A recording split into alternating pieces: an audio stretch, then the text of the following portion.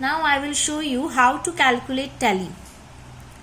Okay, now suppose there are 28 students for class 11 in the form of, now you have to represent the marks of this 28 students of class 11 in the form of discrete frequency distribution. So these are the marks of 28 students. See, from 20, 25, 15, 20. So everything is between 10 to 25. So now in the first column, we will take marks 10, 15, 20, 25. In the second column, we will enter the tally. Now see, how many children have got 10? 1, 2, 3, 4, 5, 6, 7. 7 children. So for first children, I will put one straight line. For the second, another straight line. For the third, another straight line. For the fourth children, another straight line. Now for this fifth children,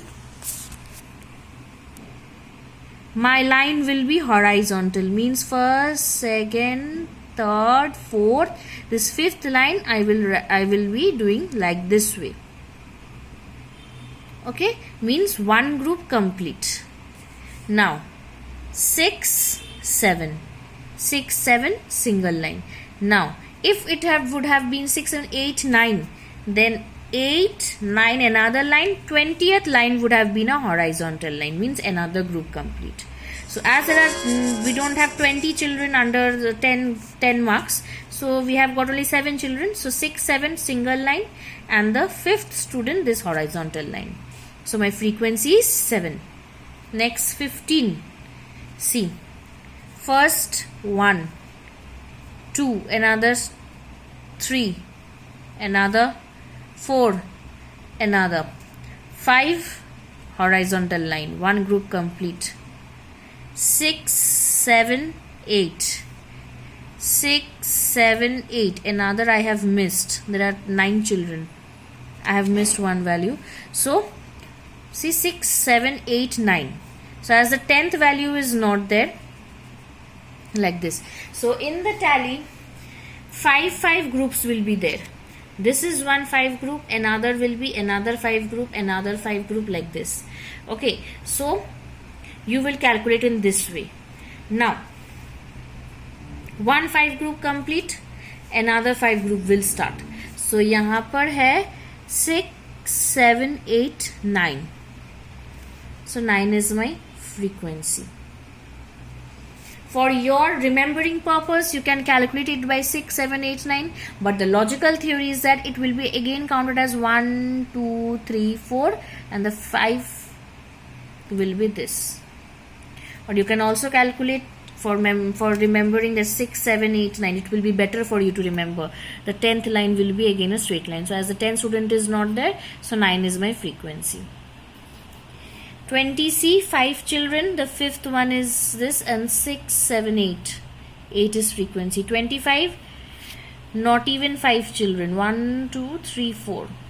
So there is no fifth children, so no horizontal straight line. The last fifth children mark will not be a horizontal line. So 4. Total 28 students. Clear? So this is the thing. Hope you have understood.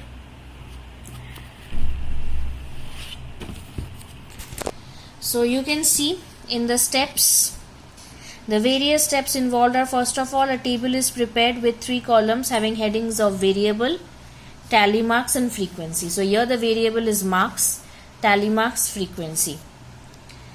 In the first column, each possible values of the variable is written. In the first column, the values of the variables are written. In the second column, we denote the tally marks, noted for each and every observation. After a particular value has occurred 4 times, for the 5th occurrence, we put a cross mark, cutting the first 4 tally marks, and this gives a block of 5, which I said. For the 6th item, we put another tally marks, leaving some space, like here.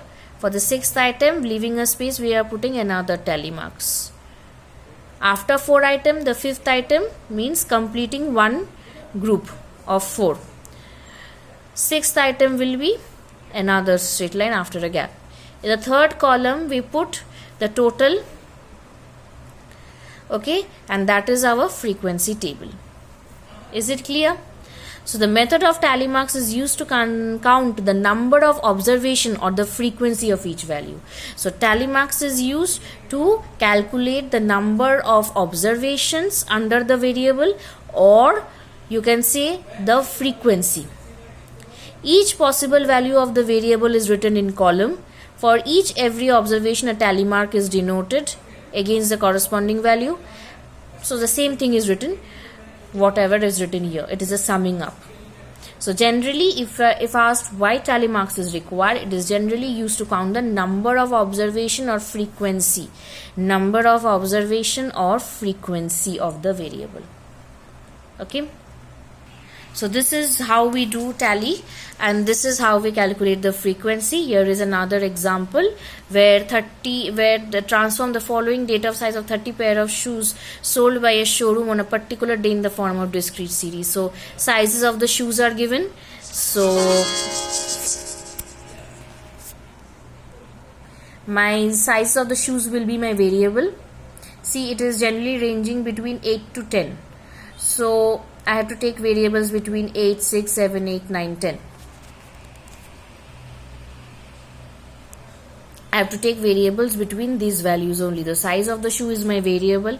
I will assign tally marks, and then I will calculate the frequency. Total shoes sold is 30. Okay. So I hope you understood. If any doubt, we will be sitting for a Zoom where I will be clearing. Thank you. Next day we will be doing bivariate data and types of continuous series. Okay. Thank you.